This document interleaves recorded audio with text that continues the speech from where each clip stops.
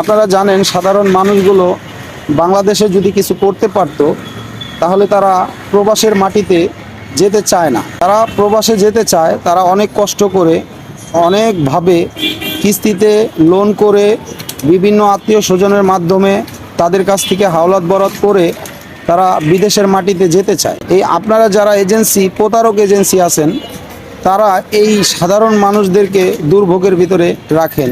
আপনারা যারা মালয়েশিয়ার অ্যাটাস্টেশন পাননি তারা অতি দ্রুত যারা অ্যাটাস্টেশন পেয়েছে তাদের কাছ থেকে ভিসা কিনে এনে আপনারা এই কর্মীদেরকে বিদেশে পাঠান, মালয়েশিয়াতে পাঠান।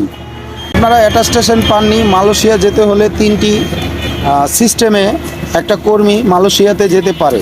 প্রথমত মালয়েশিয়ার মন্ত্রণালয় থেকে অ্যাটাস্টেশন, দ্বিতীয়ত মালয়েশিয়ার কোম্পানির সাথে এগ্রিমেন্ট, তৃতীয়ত বাংলাদেশের মন্ত্রণালয় থেকে অ্যাটাস্টেশন। আপনারা অনেক এজেন্সি বাংলাদেশের মন্ত্রণালয় থেকে অ্যাটাস্টেশন পাননি, মাত্র 6টি এজেন্সি বাংলাদেশের মন্ত্রণালয় থেকে অ্যাটাস্টেশন পেয়েছে। আপনারা যারা পাননি তবুও আপনারা টাকা পয়সা জমা নিতেছেন, কিন্তু আপনারা আদৌ বাংলাদেশ থেকে কর্মী পাঠাতে পারবেন তো?